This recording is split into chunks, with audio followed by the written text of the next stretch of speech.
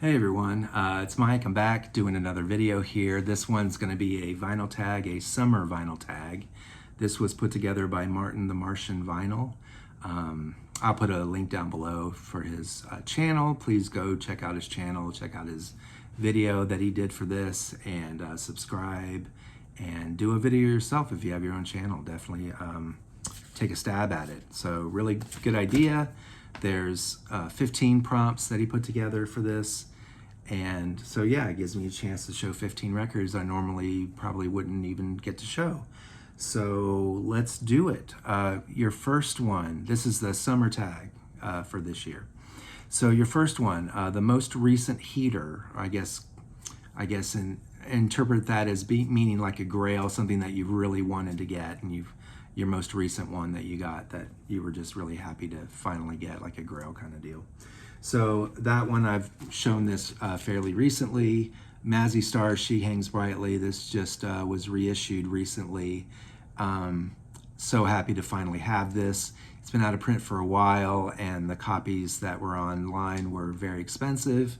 And I'm just very happy that I waited and was patient and finally got a reasonably priced reissue here. Just happy to have it. So I love this album. It's my favorite album of theirs.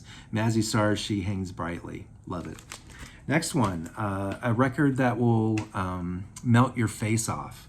So I had a few ideas. I mean, I've been talking about Deaf Heaven ad nauseum. I didn't want to show a Deaf Heaven record, but that definitely would fit. I thought about like Killing Joke and maybe some hardcore punk or something, DRI or whatever. But I thought this one really kind of fits the mold the best. Butthole Surfers, Hairway to Steven, 1986. Love this album, my favorite album of theirs. It is insane. It is so freaking just a nuts album.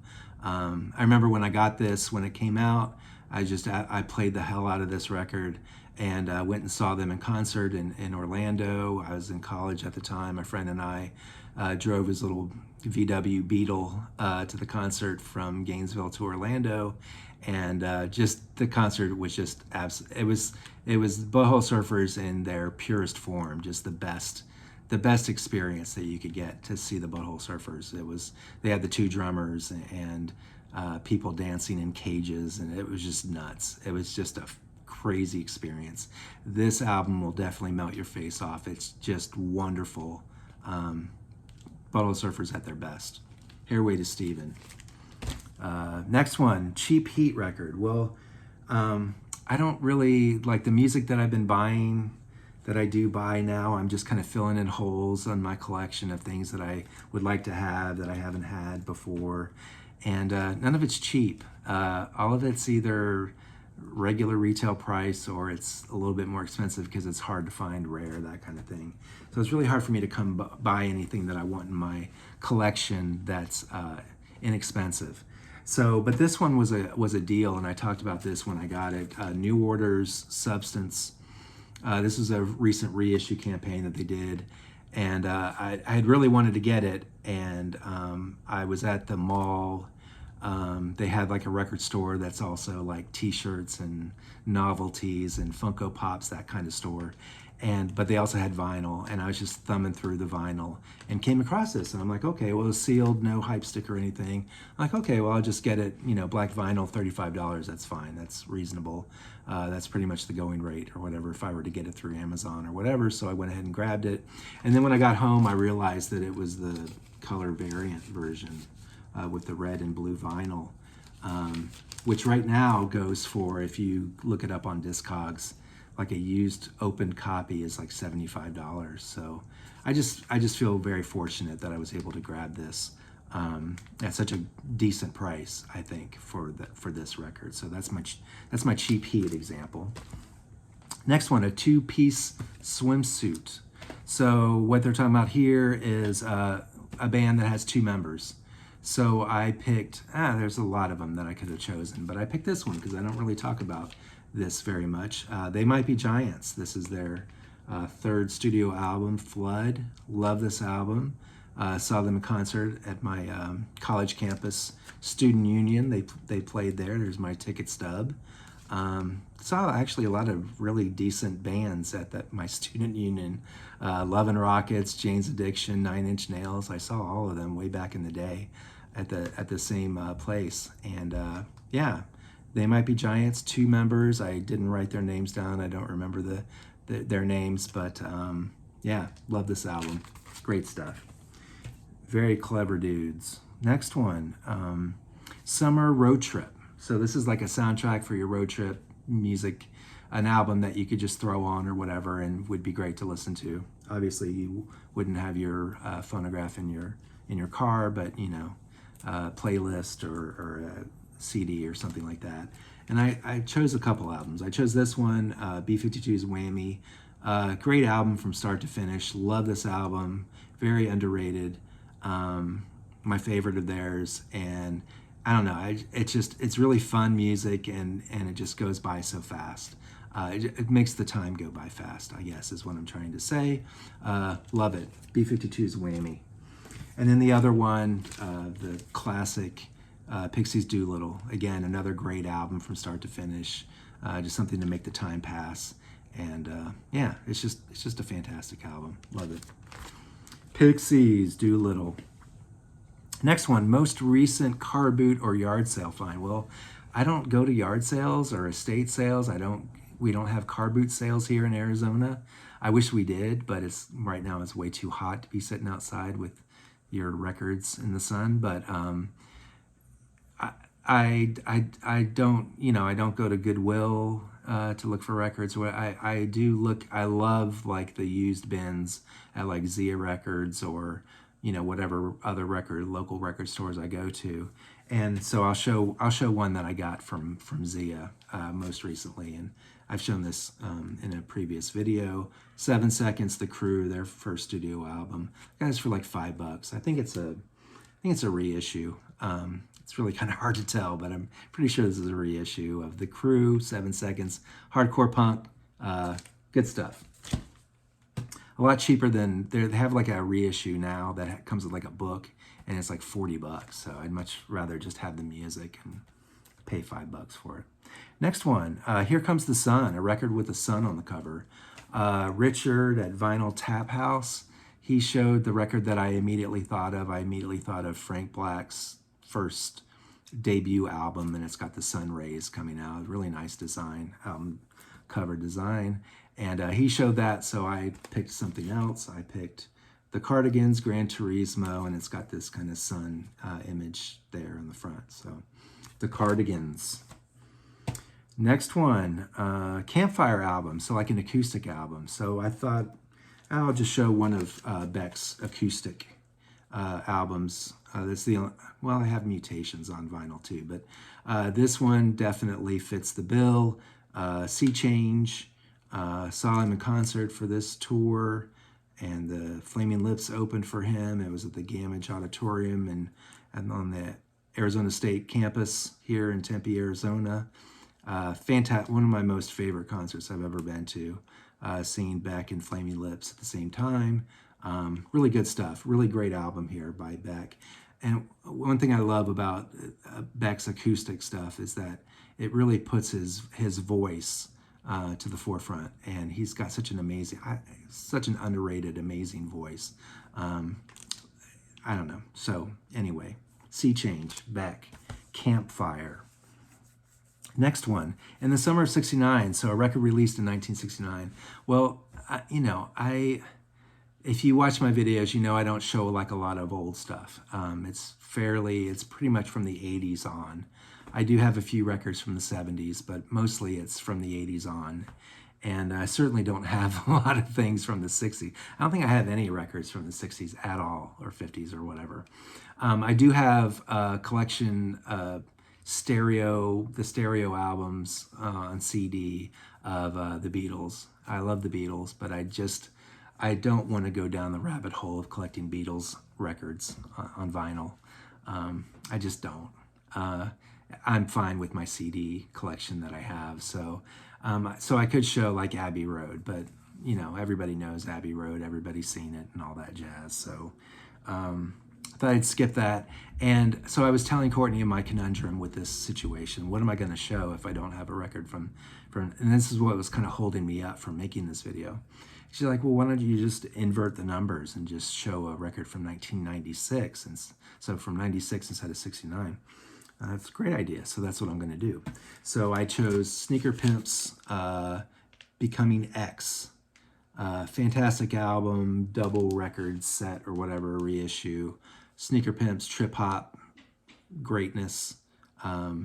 Excellent debut album, 1996. So there's that. Next one, The Perfect Summer Bod, a record perfect from start to finish. Well, I've got a lot of those. I immediately always think of, Loveless by My Bloody Valentine, but I think people have already shown that, and if not, I always show that. It's always my go-to for that question. So I thought I'd show something different, and this is a band that have, I think, a few perfect albums, but I'm going to choose their last one, their most recent and last record that they ever did, Cocteau Twins, Milk and Kisses.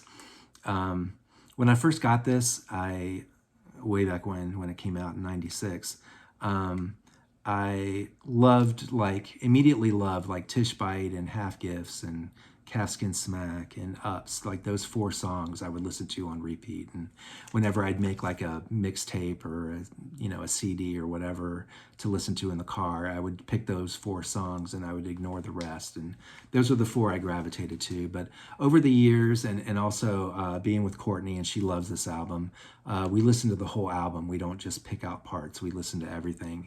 And I've just discovered how excellent all the other songs are that I used to skip.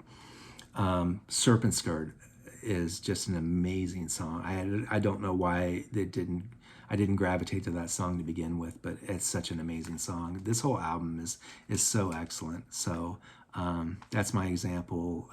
Cocteau Twins, Milk and Kisses. This is my RSD copy on white vinyl, and it's got bonus tracks and all that kind of fun stuff. So excellent album. Cocteau Twins. Next one here, Summer of Love. What record are you in love with at the moment? So I thought about showing this one record because I've been listening to a lot in the past few weeks, and but it's a record I haven't shown yet, and it actually is going to be part of my next video that I'm going to do, and it's in this stack of records over here off camera, and I didn't want to show it because I really kind of wanted to save it for that video. And it turns out it worked out fine because there's another record that I recently got that I have just absolutely fallen in love with, and I'm going to show that one instead. And this one I haven't shown before either because it's brand new to me. I just got it on Friday, but I've been listening to it on Spotify for the past week, and it just finally arrived on Friday. And so this is what I've been up to the past few weeks is I've been putting my collection of vinyl and CDs, I've been entering it into Discogs. It's something that I've always wanted to do and I just never got around to it. And it's such an arduous, tedious task to get it done. And especially if you have over 500 records, it's just a lot. And I had a few things in there because when you buy things on Discogs and you comment or give a rating or leave feedback for the seller, it gives you a little option at the end where do you want to add this to your collection? And I always say yes. So there were a few things that I had purchased on Discogs that were already in there, but I just wanted to get everything, my entire collection, starting with Adam and the Ants and work all my way through the Z's and get everything in there all in one place. I already had a spreadsheet that I've been making of all my stuff just to keep track of what I have and what I don't have.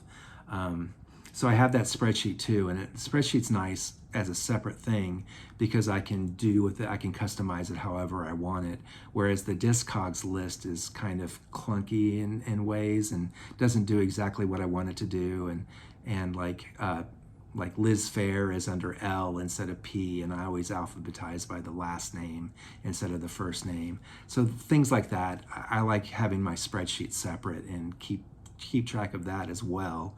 So I have a spreadsheet, and then I have now the Discogs list to keep track of everything. So anyway, long story short, I'm going through and I'm entering a band into Discogs, And I noticed that at the bottom of their discography, there was a new entry for 2025, and there was a new record there. I'm like, what is this? I didn't even know that this band had a new record, and it's the band Morcheeba. I had their last album that came out a few years ago, and it was good. It was all right, but it just kind of, I don't know. I wasn't like excited for, oh my God, I can't wait for another Morcheeba album. They put out consistently good stuff, but I wasn't expecting to get blown away. So anyway, I went and plugged in this album, the information, into Spotify, and like, okay, well, I'll pull it up there and listen to it and see if it's any good. And if it's good, I'll order it. I'll try to get a copy of it. And so I've been listening to it for the past week, and frickin' by the time I was in song 4, I was like, this is probably the best Morcheeba album I've ever heard. This is so freaking good. Like, I don't know what is going on with production or the songwriting. Something's changed or whatever, because this is not your typical kind of ho-hum Morcheeba output. This is something that they really put a lot of effort and thought into, and it's just awesome. It's such a great album. There's certain songs that really stand out to me. There's probably like 6 or 7 songs that are just like the best of the best of Morcheeba. There's other songs that are kind of, there's like instrumentals, and there's things that have like, rap, like guest rappers. And I don't really think that rap really belongs in a Morcheeba song. I like rap separate. I like rap music and separate, and I like trip hop Morcheeba stuff separate, but that's just me. That's just my taste. But there's so many amazing, excellent songs on this. And Sky, the vocalist, Sky Edwards, her voice is just so freaking awesome on this album. It's everything about this music is just elevated from what I'm used to hearing from this band. It's so freaking good. So this is what I'm in. I hope they come and tour the States, because I will definitely go see them. But this is their brand new album, and it's called Escape the Chaos. And I was able to pick up the red vinyl, the red translucent vinyl, which is really nice. This album is so freaking good. I love this album. It just came out in May, and I don't know where I was. I was just sleepwalking, I guess. I don't know. I just didn't know that this was even in the works, and highly recommend it. Morcheeba is not for everybody, but to people who have the propensity to like music like this, this album is just above and beyond their best. I think it's their best that they've ever put out. And that's just after listening to them for like a week or so. I love this album. So yeah, long story short, Morcheeba, this album is just freaking great. So check them out, look into it. And I don't know a lot about, I'm not a singer, but Courtney's like a classically trained singer. And so she, was listening to it and was really amazed also by Sky's voice. She uses a lot of vibrato in her performances, on some songs more than others, but it sounds so freaking good. Like, it's just, I don't know, it's like goosebump kind of stuff. I just think she sounds great. This is my kind of music. This music is like made for me, and I absolutely love it. So Morcheeba, Escape the Chaos is the name of the album. Check that out. If you already like Morcheeba, you're gonna love this new album by far. Summer of Love, recommend another channel. So I'll recommend, it's a channel I've been starting to watch in the past few weeks, and I comment on her videos every once in a while when I have something to say, but it's called Jen's Addiction. Really great stuff. She shows a lot of like 80s music and stuff, and electronic music and everything, and we're kind of in sync with a lot of music that she likes, I like, and stuff. So I enjoy her content. She's very passionate about music, and goes to concerts a lot, which a lot of people, it's kind of strange. A lot of people in the VC, they don't go to a lot of concerts, but I love going to concerts. I love talking about shows I've seen. So, and she likes to do that too. So Jen's Addiction, I'm going to put a link down below of her stuff, and go check her out, go subscribe. Her channel's going to be huge. So definitely great stuff. Next one, Summer of Love. Recommend an album you think everybody will enjoy. Well, I don't know. I do know that this album, and this is an album I haven't shown yet. It's a new album this year. But everybody seems to have a copy of this already.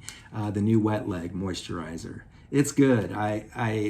I wasn't blown away with it like I am with this Morchiba, but it's really good. Really infectious, really catchy songs. The one song that I love, and I can't remember the name of it, but what is it called? Davina McCall. It's great. That's a great song. Very catchy, very earworm kind of stuff. So Wet Leg Moisturizer, they're coming to town here later this year. But it's a huge venue. It's just kind of crazy. I'd like to see them in a small place. But it's a huge venue, so that's kind of weird. Don't think I'll catch them this time, but I got to prioritize. I see so many shows. I gotta prioritize where I spend my money. But Wet Leg's really cool, and everybody seems to show them on their channel. So I think it's a safe bet that that's something everybody would enjoy, or at least a lot of people would. Number 14, we're all going on a summer holiday. Show a record that you grabbed while on holiday. Well, I don't, like the last time, I don't know, like I went to New York City last summer, was my summer vacation trip last summer, and went to Rough Trade there in Rockefeller Center, and didn't find any records that I wanted to buy. So I didn't buy a record. I bought a book. I bought Mickey Bereni's little autobiography book, and it was signed and everything. So that was cool, but I didn't buy any records while I was there.